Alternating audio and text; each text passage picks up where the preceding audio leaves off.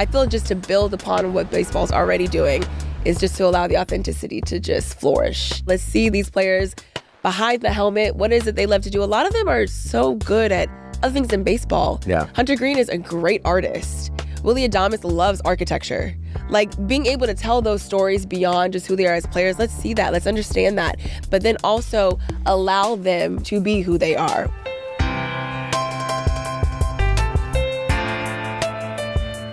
Welcome back to The Deal. I'm Jason Kelly. I'm Alex Rodriguez. Coming up on this week's episode, A.J. Andrews. This is a standout softball player who's now an MLB broadcaster, so someone you have a lot of questions for. Yeah, Jace, everyone I respect, I want to ask two questions. Number one, how do we avoid a Major League Baseball work stoppage after the 2026 season?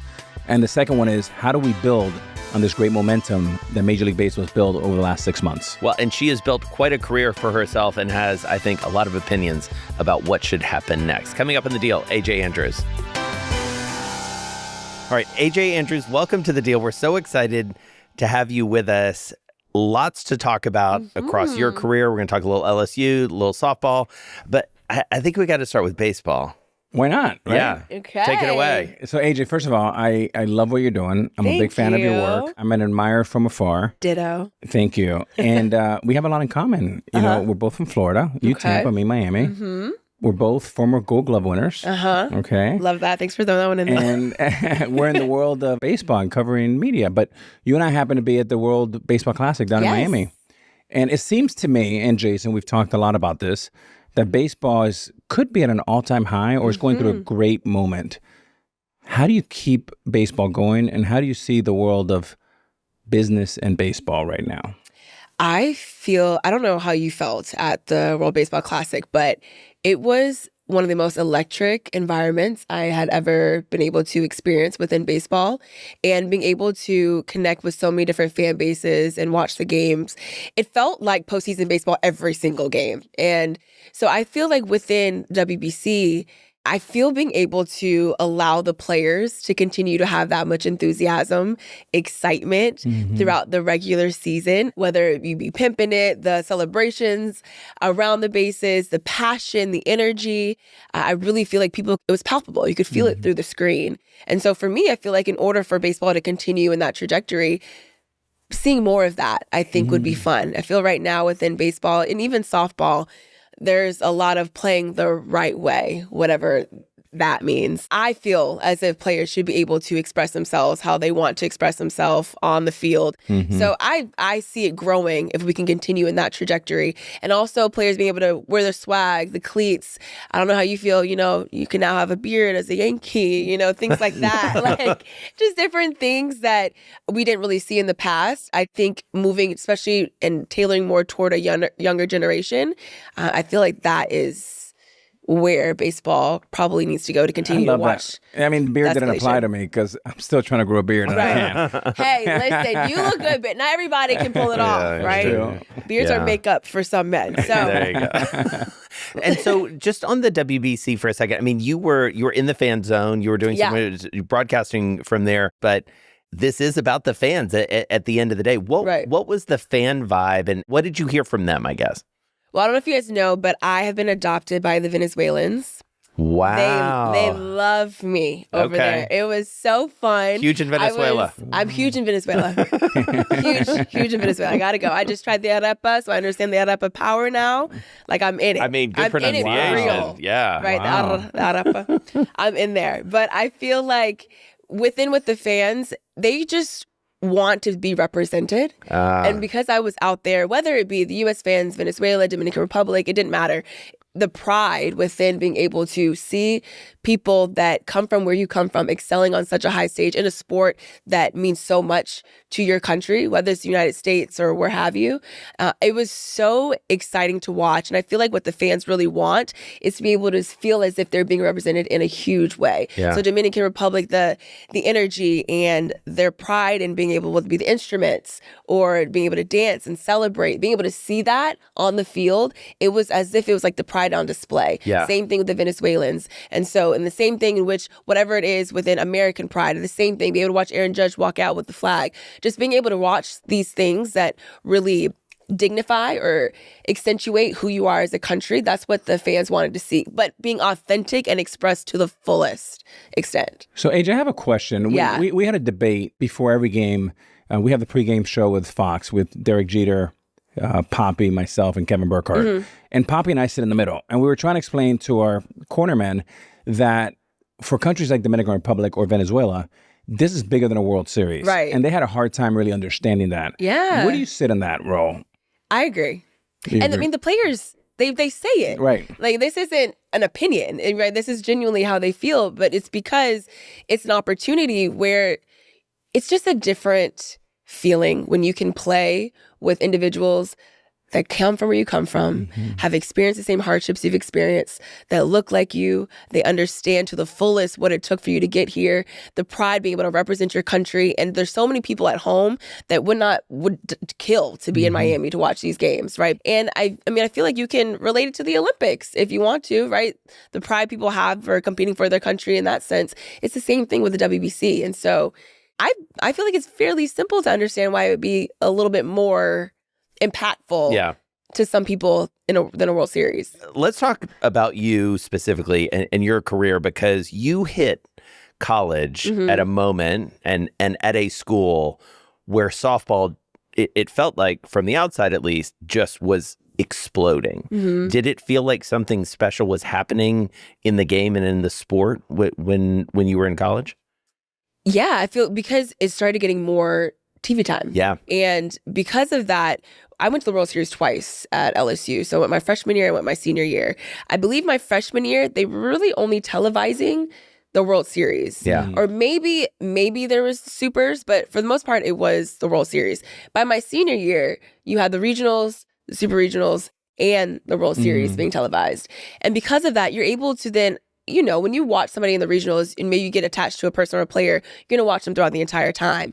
But being able to see these different stories and these different athletes compete, it only exploded and excelled or propelled what we see today, where now there's games on every single weekend, if not every day, with college softball.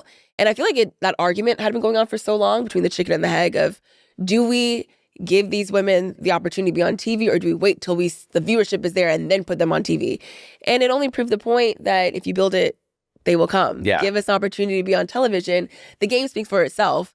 If you love baseball, you're going to love softball. It's faster paced. The depth is different. You have to have quicker reactions. There's slappers. It's a bunch of Ichiros running around. Like, there's just a lot of fun within the game of softball. Now you're speaking his language. Right. You know what I mean? Like, there's just a lot to softball that you don't necessarily get in baseball. Because of that, you're going to love both. Yeah. So, like, give it a shot. And I feel like at that time, especially my senior year, is when it started to explode. And now it's just a supernova. You've seen what happened in the WNBA. What do you think softball can do to learn from that? And what is the future of softball with these numbers we just talked about? Yeah, I think it's only going to continue to get bigger. I mean, Kim Ng is now the commissioner for the AUSL. And so that's Athletes Unlimited. Softball League. Last year there were 4 teams. Now there's 6. So it is continuing to grow. And now they actually have cities. Before it was kind of a barnyard system where you would move and play them in different cities. But now they have homes, each 6 cities. And so I think that within what I've seen from basketball, WNBA, is a lot of it's the storytelling and giving these women the opportunity to be 1,000% who they are. I love it when you can see women in these positions of she's extremely powerful or she is dominant, talking about her as if she's just completely taking over the way in which she is. And I want those storylines to be built the same way within softball. This past year, Brie Ellis is someone that comes to mind. They were comparing her a lot to Barry Bonds. And so it being the conversation of, okay, well, build upon that, but hopefully making it her own, not necessarily like she's the female Barry Bonds. She's the This is Brie Ellis, who is XYZ, the best of the best, and have those stories where people, you pique the interest and then come in and want to watch more. But I think MLB is doing a good job. They have the partnership with AUSL now as far as trying to help with TV, also making financial help with the league. But I think we're moving in a good direction. This is going to be the 2nd year of AUSL. So my sister's on the Talons, so if you're looking for somebody to root for. Yeah, okay. The Talons. Well, and the storytelling piece is definitely a big part of this. It goes back to exactly what you guys were saying about World Baseball Classic. It's like you've been saying this like for a long time, getting to know these players in a way that we do get to know NBA players. We do even more than we used to get to know NFL players, certainly. Baseball players are, kind of hidden from us, and softball players, I think, the same way. I don't know if it's the nature of the game or what it is. Well, I like what you said, AJ. I think what WBC brings out, it takes the helmet off the player. Yeah. And it unveils the person of who and the why and where you come from. And the way you fall in love with players, both men and women, is knowing their backstory. Yeah. Where do they come from? Is there a relatability connect point? Like, we're both from Florida. Yeah. Gold Glovers. Okay, now we can connect on that, right?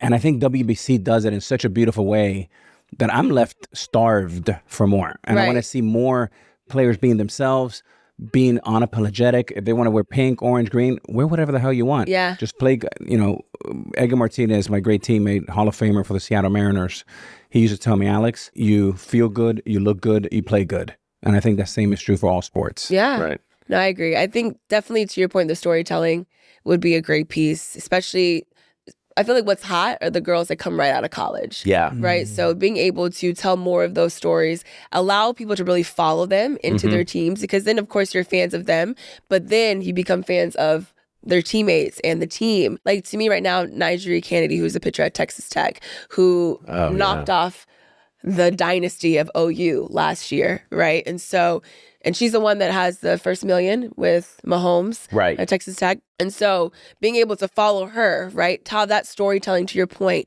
build that story, build it upon whatever team she's going to be with AU, and then us be able to build upon that. Same thing with a lot of different athletes that are going to be coming out. I think that's a good way to do it, to build the fandom and the stories. So, Jace, I love what AJ's saying here, like a deal on a deal here, because I love riding off the wave and the momentum of a college, NCAA, the fanfare into the next level. Well, you create a Netflix show or Bloomberg show or whatever, and you follow 6 of your favorite women softball players, and you do a journey about 18 months from the time their senior year to their first year, and kind of take us under the challenges, the travel. Right. I what would it love looks that. like. What it looks like, exactly. Listen, I'll host if you guys want to fund. There you go. There you go. All right, we're putting Alex that out. Waxman. We're putting that out into the world. There's a really cool moment, and I want you to share this story with our audience, where you obviously are interested in business. You're interested in the business of sports. You've got your mindset on being a sports agent, and Jessica Mendoza says, "What about this other path? Can you tell us that story?" Yeah. So it was my senior year in college, and I had been asked a lot to do a lot of interviews. And so Jessica Mendoza was one of the individuals that would often interview me. And I remember it was after we had the SEC tournament was at LSU in my senior year. And so she just asked me after one of the interviews if I ever thought about being on camera. And at that point, I was actually already on camera. I had a show called My Way with AJ at LSU. It was just a YouTube show. I just competed against the different LSU athletes. So I told her, I was like, yeah, I'd love to. I just never envisioned a career in it. And so after she said that to me, though, I really just started thinking a little bit more of it. And I said, okay, yeah, that's actually something I would like to do. And so I went back to school and got my master's degree in mass comm and broadcast journalism. That's incredible. My story with Jessica, I know her, Jace, I haven't told you this. We've known each other since basically teenagers, because first time I started falling in love with softball that I had real exposure was that Jenny Finch, Jessica Mendoza, U.S. Olympic team. And we did a little TV thing at the All-Star game. And we've been friends ever since. And then, of course, we worked together at ESPN on Sunday Night Baseball. Yeah. So she's fantastic. But my question is, what are the advantages of being a former athlete turned broadcaster? And is there any disadvantages? I think the advantages are you're able to kind of see things in a different perspective when you're explaining, whether it be to the public, to the fans, or just having conversations with the athlete. Because when you're talking about maybe a play that happened, and in an ideal world, this is what could have happened or should have happened, you're able to explain why maybe that didn't go the way that it was supposed to go or could have gone. And then in the same conversation, if you're having a conversation with the athlete, you're able to explain or talk to them. It's like, no, I understand this, what happened. So why did you do this? So, because I would have done it this way, or I know so-and-so does it this way. Does it help you because of this? Yeah. And so I think if you being able to have the knowledge or the experience as an athlete, even if it's a different sport, of everybody knows that drive and the competitiveness it takes to get to from point A to point B. And I think being able to relate in that fashion allows conversations to flow in a different way, or for you to explain things that maybe might be a little bit different I'm curious if you feel the same way. I do. And I think one of the things that I really was really careful in my early days with broadcasting was, as a former athlete, you can talk above the audience a little bit. And I always thought my audience were my two daughters, right? When they were in 3rd and 5th grade, really kind of unpack it where it's really digestible. But also I think practicing empathy and compassion. Yeah. Because they say the further you get away from your playing days and the further you get away from the field, the easier it is for you. And you can't forget how hard the game is. Right. Because it is really, really difficult. Right. So I think explaining that and giving it its due justice, I think is equally as important as trying to make it sound like everything should be done or I should have done it better. Exactly. That's how I feel in regards to saying, yes, I understand that this is what should have happened. To me, it's kind of being like, listen, they know that. Yeah. There's nobody beating them up right now more than they are in their own mind as that athlete. And so what they're going to do or what they should do, the adjustment they're probably looking to make is this. Yeah.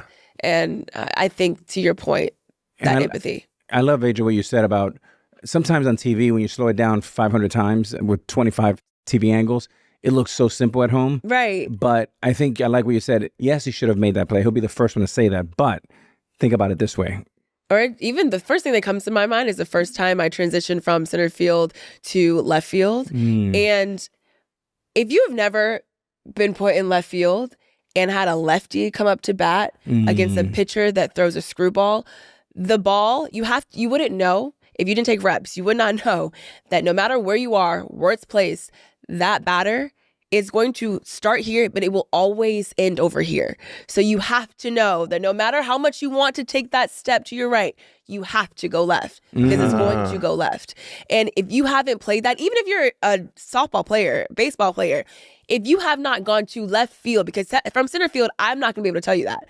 I only know that because I played left. So I do believe being an athlete in that regard, it really helps break down the game another layer. Jace, I'm going to nerd out.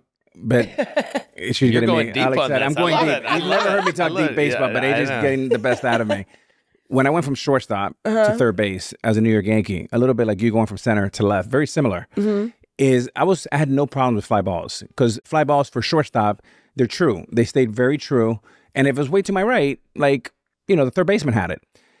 I came to Yankee Stadium and I played third base, and I would see balls that would start like in the upper deck, and I would just give up on it. And that ball would start coming back, coming back. And all of a sudden, it got into my head. I was terrible at fly balls the last 5 or 6 years of my career. If a ball went up, I would say, Jeter! Grab it! It was crazy. So I can relate with that. But how can someone like at home like Jason know that? Like, he just says a fly ball's a fly ball. Exactly. But not all fly balls are created equal. They're not created equal. And the sun is the biggest bully. Yeah. All right, so let's talk about Major League Baseball a little bit. You've got a show on the MLB network, Play Ball, Saturday mornings, right? Yeah, play ball. So this is fascinating to me because it's coming at this moment, as Alex said earlier, where baseball's in growth mode, maybe for the first time in a while, like really sort of feeling like, all right, we're going to bring new people in. Help us understand sort of the business case for the show and sort of how it came about and what you're excited about. Sure. So I've been hosting Play Ball for the last 4 years. It's very much tailored towards kids, Right. but it is a highlight show that just kind of showcases what happens the week prior within baseball. And then it's a lot of giving instruction, or you'll have a lot of players talk about their favorite moments, their big moments, what it is that they did when they were younger, big inspiration. And then also kind of breaking down a lot of different plays, or maybe it was a good play that happened or a great hit. A lot of times they'll have me do demos. So I'll demonstrate whether it is a slide, a Turner slide, or if it was a catch from Judge, or if it was a great diving play somebody made. So it's a lot of different parts, a lot of moving parts, but it's tailored to try to be fun for the kid to get invested into it, the child to get invested. All right. So as we wrap up, there's one thing that I wanted to do with both of you, which is very of the moment when it comes to baseball. And Alex teed it up at the beginning of the episode, which is critical moment. What needs to happen next? I'm going to give you 30 seconds. What needs to happen? Oh, God. Baseball needs to... You can take more than 30 seconds. Okay, thanks. Yeah, I felt the timer You're a sprinter. ticking. I feel just to build upon what baseball's already doing is just to allow the authenticity to just flourish. And the biggest facets, I believe storytelling as well. Let's see these players behind the helmet. What is it they love to do? A lot of them are so good at other things in baseball. Yeah. Hunter Green is a great artist. Willie Adames loves architecture. Like being able to tell those stories beyond just who they are as players. Let's see that. Let's understand that. But then also allow them, once you see who they are, allow them to be who they are when they get on the field. And so, I don't know, I'm a big bat flip fan. I'm a big go around the bases loud as you can. The way in which they were showing off the Dominican Republic jersey, let them do it with their Rays jersey or Yankees jersey or whatever. That's, to me, I feel like that's the next move. I feel like kids love it. More bat flips. More everything. More, just be authentic. I mean, I think forever baseball was America's pastime, and it was number one above football and basketball. I'm dating myself a little bit back in the 70s and 80s. But I do think they need to just let it rip. More access in the clubhouse. Everything magical happens before the first pitch, but yet we lock that down. Right. And I think it's a great multi-billion-dollar media property if we unlock that and allow people to see, how does Ohtani prepare? How does Judge prepare? Adames, what's he doing? I think it's a great opportunity for baseball. More is more. Do you think there's going to be a lockout? It sounds like it. Yeah. It sounds like it. But you know what's great about that? I mean, it's not great, but you know what? Please tell me. What you can do if you are starving for a baseball, you can watch Athletes Unlimited Softball League and listen to my podcast where I'm talking all things women in softball and also baseball. What is the name of your podcast? It's called Dropping Diamonds. Okay. So come on and drop. I want you guys to come on. Come on in. Jason would love to go on. He's Drop really your good. diamonds. If you were coming up now, would you play baseball? No, I still probably play softball. Yeah. I think it's just different. For me, what drew me, I played a lot of different sports when I was younger. So I played soccer, played basketball, played softball, and everything else was it's sports, right? And from softball, I remember my first memory why I loved the game. I made a diving catch on it was really wet outside from Florida, dewy grass. And I slid like it was a slip and slide. And so I was hooked. And so for me, there's the aspects that you get with softball that you're just not going to get in any other sport, I think are what hooked me. So yeah, I think it'd still be softball. All right. Let's do rapid fire. So it's just a handful of questions. Just first thing that pops to your mind. We'll bounce it back and forth. Okay. You're going to be really good at this. All right. All right. Favorite baseball player of all time? All time. Griffey. Favorite softball player of all time? Josh Wally. Favorite World Baseball Classic 2026 game or moment? Probably moment was me celebrating with the Venezuelans when they beat Italy. Most exciting MLB player? I love watching Jazz. Jazz doesn't play. Storyline you're most looking forward to in the 26 MLB season? What the Mariners are going to do after last year. What team do you want to see win a championship more The than any? Mariners. Ooh, the Mariners. I really wanted them to win last year. I did, y'all. I'm not gonna lie. Wow. I just think it'd be... Explain this to me. You're a Tampa girl. I know. And you love know. my former team. What is that about? I know. You know, it's not... I just think it would have been really cool to watch them win. Yeah. The first one. They had a good run. I'm a big underdog person, so... And finally, what's your dream hosting gig? That's fun. Probably get all the greats in every sport ever. And we just have one big show of who's the best. Wow. It's like a Like all feats of sports strength? Olympics. Yeah. Whoa. When do we show up? Right? You too. All right. Yeah. I'll be there on the sidelines documenting it. AJ, That would this be was fun. really, really fun. Thank you for doing this. Thank you. Thank you for Thank having you. me.